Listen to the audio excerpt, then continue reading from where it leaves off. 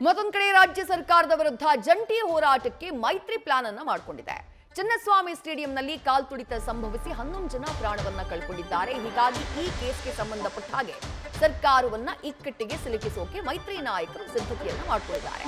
CM, DCM ಹಾಗೆ ಗೃಹ ಸಚಿವರ ರಾಜೀನಾಮೆಗೆ ಮೈತ್ರಿ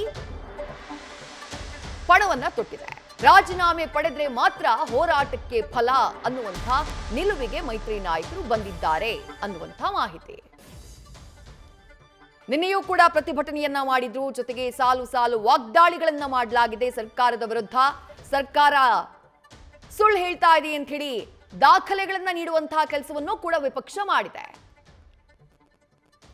ಮತ್ತಷ್ಟು ಡೀಟೇಲ್ಸ್ ನಮ್ಮ ಪ್ರತಿನಿಧಿ ಮಧುಸೂದನ್ ನೀಡ್ತಾ ಹೋಗ್ತಾರೆ. ಮಧುಸೂದನ್, ಮೂವರ ರಾಜೀನಾಮೆ, ಈ ರಾಜೀನಾಮೆಗಾಗಿ ಆಗ್ರಹಿಸಿ ಹೋರಾಟ, ಏನ್ ಪ್ಲಾನ್ ಮಾಡ್ಕೊಂಡಿದೆ ಬಿಜೆಪಿ? ಇವ್ರ ಹೋರಾಟಕ್ಕೆ ಯಶಸ್ಸು ಸಿಗುತ್ತಾ ಅಂತ ಹೇಳಿ ಸರ್ಕಾರದ ಈಗಿನ ನಡೆಯನ್ನ ನೋಡಿದ್ರೆ? ವಿದ್ಯಾ, ಈ ಹೋರಾಟಕ್ಕೆ ಯಶಸ್ಸನ್ನ ತಂದ್ಕೊಡ್ಬೇಕು, ತಾರ್ಕಿಕ ಅಂತ್ಯಕ್ಕೆ ತಲುಪಿಸಬೇಕು ಅನ್ನೋ ಆನ್ಲೈನ್ ಅಜೆಂಡಾವನ್ನ ಇಟ್ಕೊಂಡು ಬಿಜೆಪಿ ಮತ್ತೆ ಜೆಡಿಎಸ್ ನಾಯಕರು ಈಗ ಹೋರಾಟಕ್ಕೆ ಮುಂದಾಗಿದ್ದಾರೆ.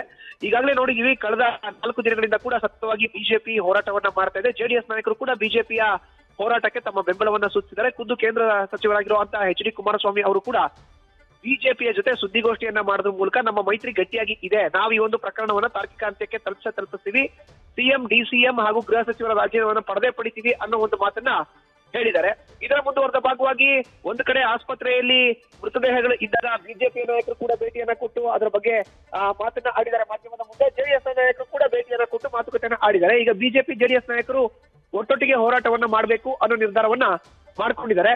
ಇಬ್ರು ಕೂತು, ಎರಡೂ ಪಕ್ಷದ ನಾಯಕರು ಕೂತು ಮಾತುಕತೆಯನ್ನ ಆಡಿ ಹೋರಾಟವನ್ನ ಯಾವ ರೀತಿ ಮಾಡಬೇಕು ಅನ್ನೋದನ್ನ ನಿರ್ಧರಿಸ್ತೀವಿ ಅನ್ನೋ ಒಂದು ಮಾತನ್ನ ಕೇಂದ್ರ ಸಚಿವ ಎಚ್ ಡಿ ಕುಮಾರಸ್ವಾಮಿ ಅವರೇ ಮಾಧ್ಯಮಗಳ ಮುಂದೆ ಸುದ್ದಿಗೋಷ್ಠಿ ನಡೆಯುವಂತಹ ಸಂದರ್ಭದಲ್ಲಿ ಹೇಳಿದ್ದಾರೆ.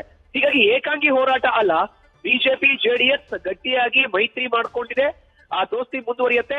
ಯಥಾವತ್ತಾಗಿ ಸಿಎಂ ಮತ್ತು ಡಿಸಿಎಂ ಗೃಹ ಸಚಿವರ ರಾಜೀನಾಮೆಗೆ ಎರಡೂ ಪಕ್ಷಗಳು ಕೂಡ ಒತ್ತಾಯಿಸುತ್ತೆ. ಇಲ್ಲಿ ಏಕಾಂಗಿ ಹೋರಾಟ ಅಂತ ಬರೋದಿಲ್ಲ, ಇದು ಜಂಟಿ ಹೋರಾಟ ಅನ್ನೋದು ಈಗ ಸಾಬೀತಾಗ್ತಾ ಇದೆ.